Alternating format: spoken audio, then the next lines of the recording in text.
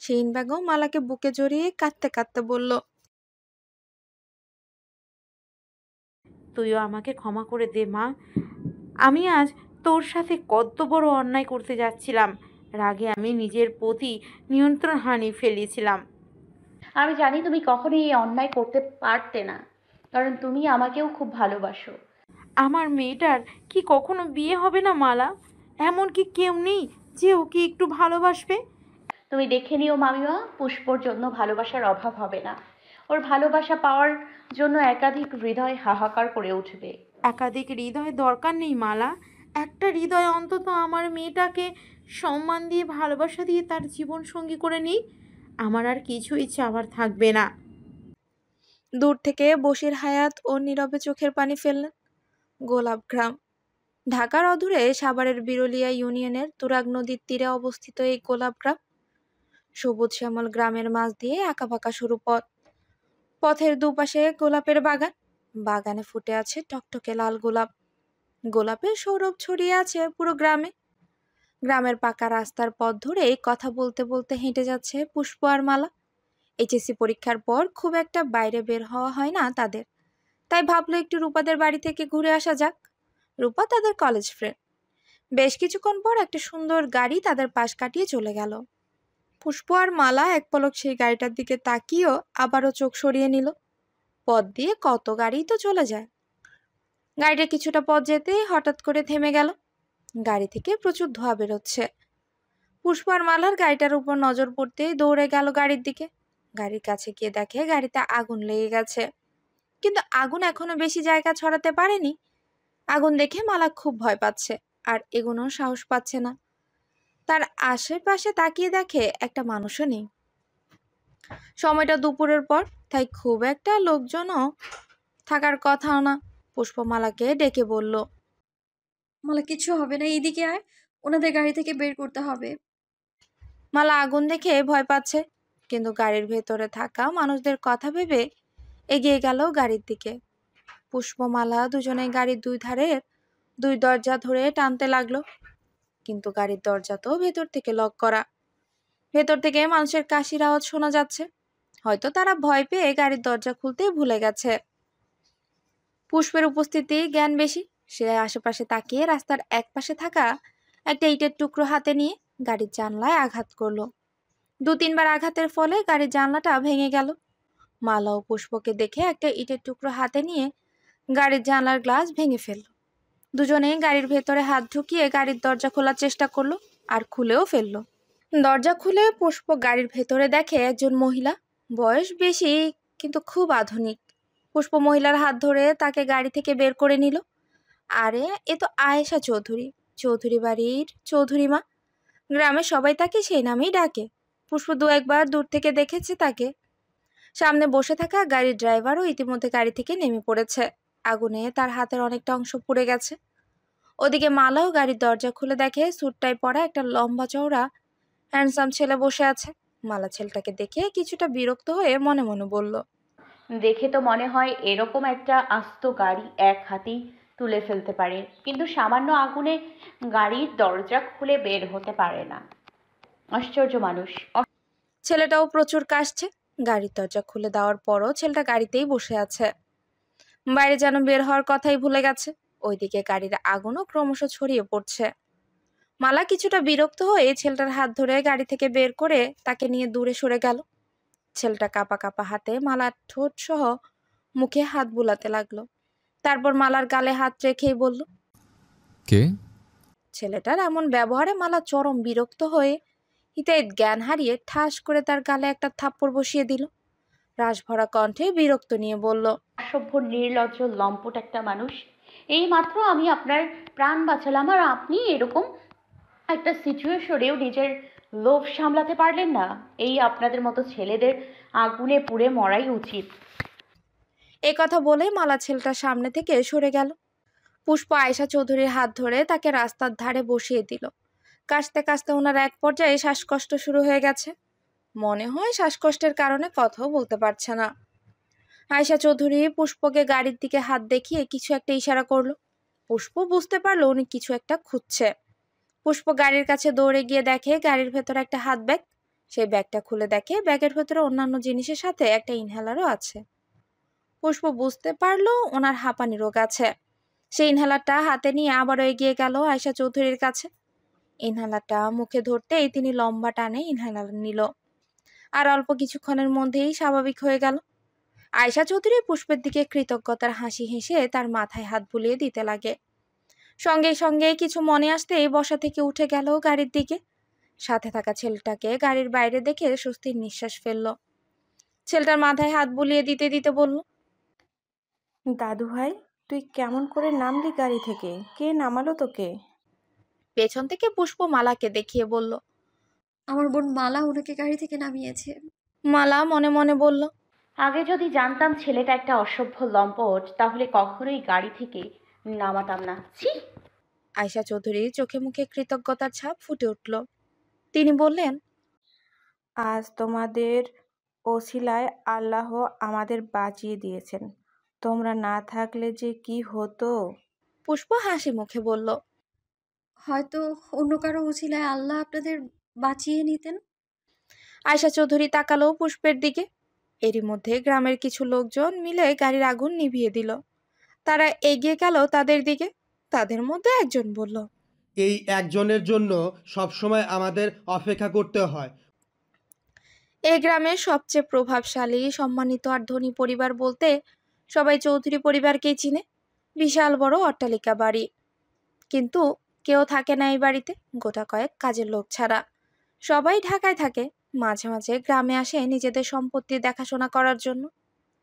গ্রামের school, college, মসজিদ, হাসপাতালের বেশিরভাগই জায়গা জমি খলিল চৌধুরীর দেওয়া। গ্রামের সবাই এই পরিবারকে খুব সম্মান করে। খলিল চৌধুরী মারা যাওয়ার পর এই বিশাল সম্পত্তির দায়িত্ব পড়ে তার স্ত্রী আয়শা চৌধুরীর হাতে, যাকে সবাই চৌধুরী মা বলেই ডাকে। গ্রামের স্কুলটা মেরামত করার কাজে কিছু সাহায্য দরকার। সেই জন্যই গ্রামের মানুষদের অনুরোধে বশির হায়াত সেই স্কুলের হেডমাস্টার হিসেবে আয়শা চৌধুরীর কাছে সাহায্য চেয়ে চিঠি পাঠিয়েছিল। সেই চিঠি পেয়ে বড় নাতি উদয় চৌধুরীকে নিয়ে গ্রামে এসেছিল আয়শা চৌধুরী। কিন্তু হঠাৎ করে এমন একটা দুর্ঘটনা ঘটে গেল। গ্রামের লোকজন অস্থির হয়ে পড়েছে আয়শা চৌধুরী আর উদয় চৌধুরীর কথায়। কোথায় ব্যথা পেয়েছে কি না সেটা ভেবে। সবার অস্থিরতা দেখে আয়শা চৌধুরী বলল, আপনারা অস্থির হবেন না, আমাদের কিছু হয়নি আল্লাহর রহমতে। আর এই মেয়ে দুটির ওসিলায় আল্লাহ আমাদের বিপদ থেকে উদ্ধার করেছেন। আয়শা চৌধুরী পুষ্প আর মালা দুজনের মাথায় হাত রেখে বলল, তোমরা কে? তোমাদের বাবার নাম কি? তারা কিছু বলার আগে গ্রামের একজন বলে ওঠে, ওদের মধ্যে একজন আমাদের গ্রামের স্কুলের হেডমাস্টারের মেয়ে, আর আরেকজন ভাগ্নি। আয়শা চৌধুরীর মুখে সঙ্গে সঙ্গে হাসি ফুটে বলল, গ্রামের স্কুলের হেডমাস্টার মানে বশির হায়াতের মেয়ে আর ভাগ্নি? পুষ্প আর মালা মাথা নেড়ে হ্যাঁ বলল। আয়শা চৌধুরী আবারও বলল, তোমার বাবা আমার খুব পছন্দের একজন মানুষ। তোমার বাবাই তো আমাকে চিঠি পাঠিয়ে আসতে বলেছিল। তোমার বাবাকে বলো আমার সাথে দেখা করতে, আর তোমরাও তার সাথে আমার বাড়িতে এসো। পুষ্প আর মালা মাথা নেড়ে হ্যাঁ বলল। মালা আর চোখে উদয়ের দিকে তাকালো। উদয় চুপ করে দাদির পাশে দাঁড়িয়ে আছে। মালা মনে মনে বলল, এত এত ভালো ফ্যামিলির একটা ছেলে এতটা অসভ্য আর লম্পট কি করে হয়?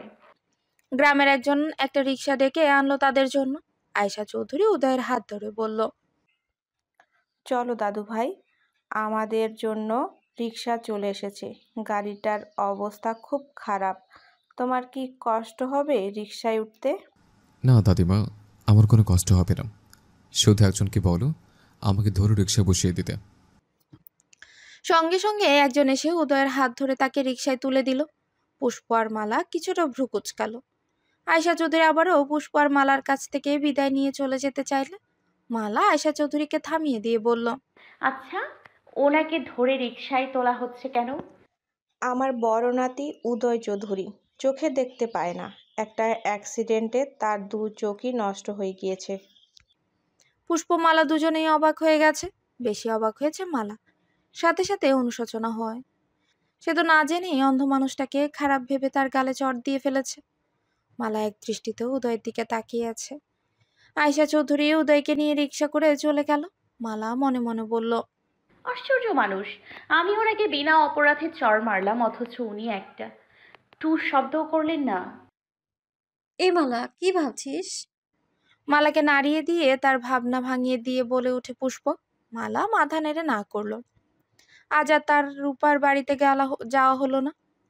নিজেদের বাড়ির দিকেই রওনা হলো আবার। ঘরে এসে মালা মনমরা হয়েই বসে আছে। ওই অন্ধ লোকটাকে এভাবে চড় মেরে কটু কথা বলায় নিজের উপরই অনুশোচনা হচ্ছে।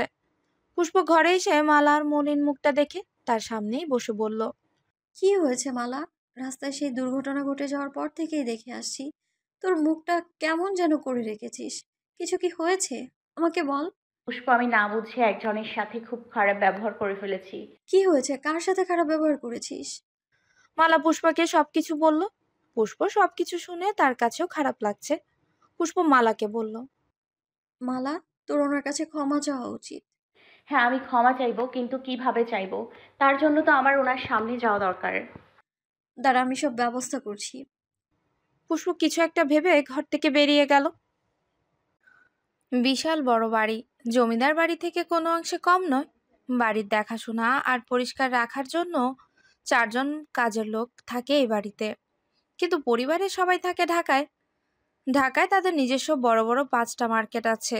সেই মার্কেটের মাধ্যমেই তাদের নিজস্ব company Chowdhury group of product হাতে তাতে চলে সারা দেশের মানুষের কাছে। দেশের খুব নামি দামি ব্র্যান্ড এই চৌধুরী গ্রুপ। তাদের প্রস্তুত করা প্রোডাক্ট বিদেশেও রপ্তানি হওয়ার ফলে বিদেশেও সুনাম অর্জন করেছে চৌধুরী গ্রুপ। আয়শা চৌধুরীর 2 ছেলে, বড় ছেলে সালমান চৌধুরী আর ছোট ছেলে সেলিম চৌধুরী।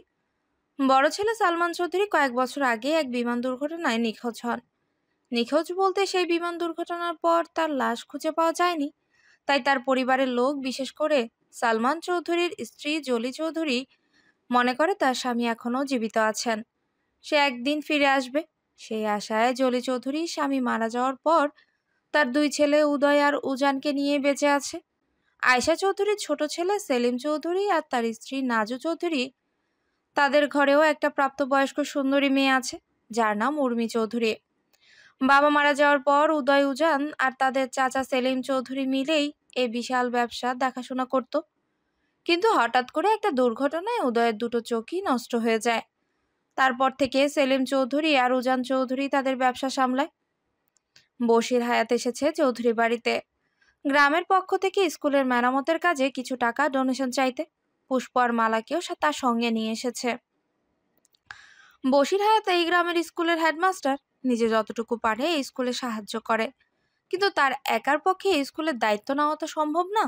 সেই সামর্থ্য তার নেই। এই গ্রামের মেম্বার চেয়ারম্যানকেও এক কথায় চোর ডাকাত বললে ভুল হবে না, সবসময় গা ছাড়া ভাব নিয়ে চলে। এই গ্রামের বিপদ আপদ আর ভরসার একমাত্র জায়গা হচ্ছে এই চৌধুরী পরিবার। স্কুলের মেরামতের কাজের কথা বলতেই গ্রামের সবাই বশির হায়াতকে বলল চৌধুরী মাকে জানাতে। আর বশির হায়াতের চিঠি পেয়ে আয়শা চৌধুরী তার বড় নাতি উদয় চৌধুরীকে নিয়ে গ্রামে আসেন। বশির হায়াত সহ পুষ্প আর মালাকে দেখে আয়শা চৌধুরী খুব খুশি হলো। বশির হায়াতকে নিজের ছেলের মতো স্নেহ করেন আয়শা চৌধুরী। আয়শা চৌধুরী পুষ্প আর মালাকে পুরো বাড়িটা ঘুরে দেখার কথা বলল। তারাও চলে গেল বাড়িটা ঘুরে দেখতে। তারা চলে যাওয়ার পর আয়শা চৌধুরী আর বশির হায়াত কথায় ব্যস্ত হয়ে পড়ল। পুষ্প আর মালা দুজনেই হাত ধরে বাড়ির চারপাশটা ঘুরে দেখছে। পুষ্প আয়শা চৌধুরীকে বলল, চৌধুরী দাদি, আমরা কি উপরে যেতে পারি? তোদের যেখানে খুশি সেখানেই যা।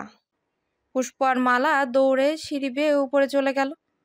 কিছুটা দূর যেতেই পুষ্প আর মালার চোখ পড়ল উদয়ের উপর। উদয় ঘরে শার্টের বোতাম লাগাতে ব্যস্ত। আয়শা চৌধুরী উদয়ের পোশাক সহ সবকিছু নিজের হাতে গুছিয়ে রেখে গেছে, যাতে উদয়ের কোনো কিছু খুঁজতে কষ্ট না হয়। ঢাকায় থাকলে এই কাজটা উদয়ের মা জলি চৌধুরী নিজ হাতে করেন।